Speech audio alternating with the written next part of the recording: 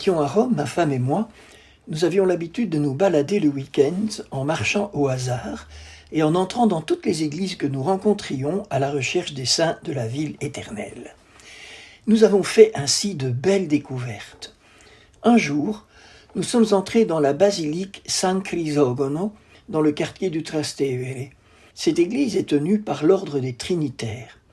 Dans une chapelle latérale, nous avons trouvé le gisant d'une femme avec cette inscription « Beata Anna Maria Taigi, madre di 7 figli ». Bienheureuse Anne-Marie Taigi, mère de 7 enfants. Immédiatement, je me suis tourné vers Anne, ma femme. « Anna Maria Taigi a eu 7 enfants comme toi, elle pourrait être ta patronne.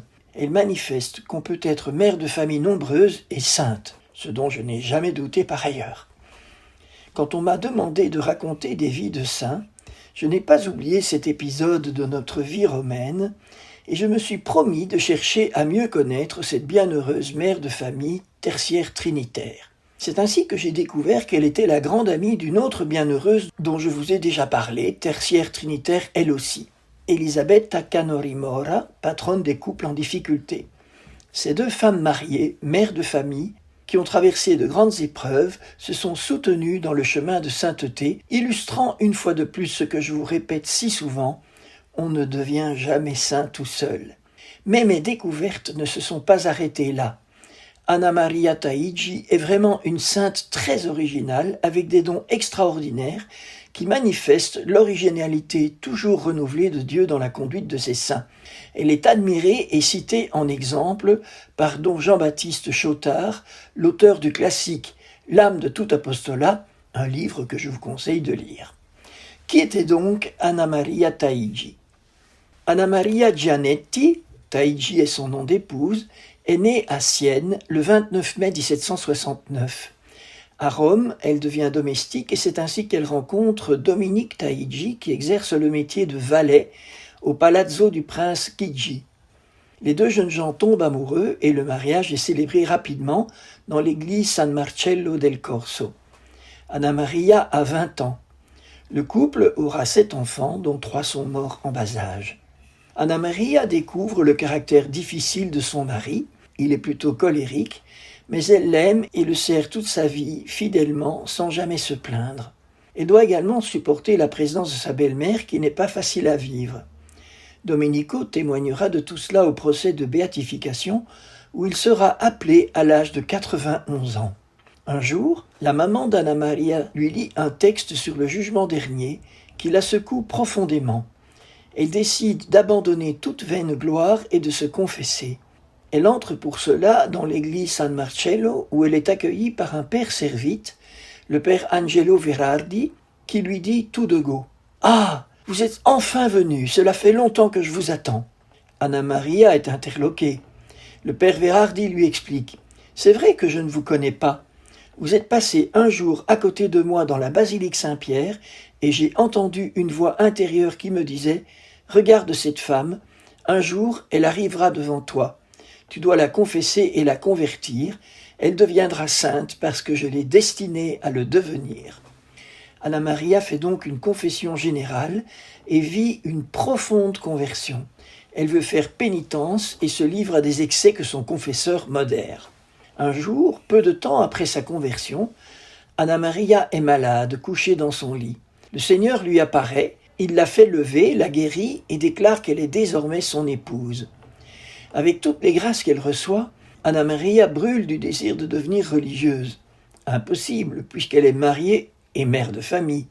Mais elle peut adhérer à un tiers-ordre, ce qu'elle fait en 1802 avec l'accord de son mari. Elle devient tertiaire de l'ordre des Trinitaires, fondé par saint Jean de Matta. La cérémonie a lieu à l'église San Carlino alle Quattro Fontane, la même où se trouve enterrée son amie, tertiaire trinitaire elle aussi, la bienheureuse Elisabetta Canori-Mora.